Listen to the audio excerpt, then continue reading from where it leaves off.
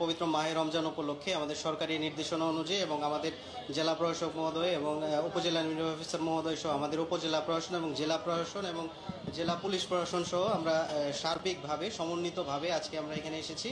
আমরা আসলে সাধারণত ওই রাস্তাটা ভুলতা গাউসের এই রোডটা এবং খুবই জনবহুল রাস্তা এবং এটা অত্যন্ত গুরুত্বপূর্ণ একটা সড়ক, হাইওয়ে সড়ক।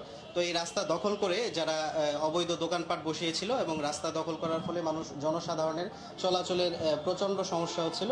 আমরা আসলে এই সমস্যাটা সমাধানের জন্য আজকে আমরা যৌথভাবে আমরা এখানে এসেছি এবং আজকের এই অভিযান পরিচালনা করেছি।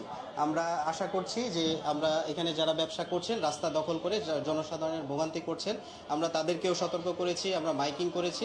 আমরা আশা করব যে তারা এখানে আর বসবে না এবং আমাদের এই অভিযান অব্যাহত থাকবে। আজকে আমরা যত দোকানপাট ছিল রাস্তার দুই পাশে সকল ধরনের দোকানপাট আমরা উঠিয়ে দিয়েছি এবং তাদের এখানে না বসার জন্য নির্দেশনা দেওয়া হয়েছে এবং তারা এই যে নির্দেশনা আসলে সবারটাই দেখতে হবে। উপজেলা প্রশাসনের সাথে আলোচনা করে তাদের পুনর্বাসনের জন্য অতি দ্রুত আমরা একটা ব্যবস্থা করার জন্য ইউনো মহোদয় সহ আমাদের জেলা প্রশাসক স্যার সহ আমাদের পুলিশ সুপার মহোদয় সহ বসে দ্রুত একটা ব্যবস্থা করার জন্য আমরা ঊর্ধ্বতন কর্তৃপক্ষকে জানাবো।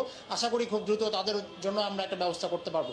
বাট যতদিন পর্যন্ত ব্যবস্থা করা হয় নাই এই রাস্তাটা সম্পূর্ণ ফাঁকা থাকবে, কারণ আপনারা জানেন এটা ঢাকা সিলেট হাইওয়ে, অত্যন্ত বাংলাদেশের অর্থনীতির জন্য অত্যন্ত গুরুত্বপূর্ণ একটি রাস্তা। তো এই রাস্তাটা ফাঁকা রাখতে হবে, এটা জনগণের স্বার্থে।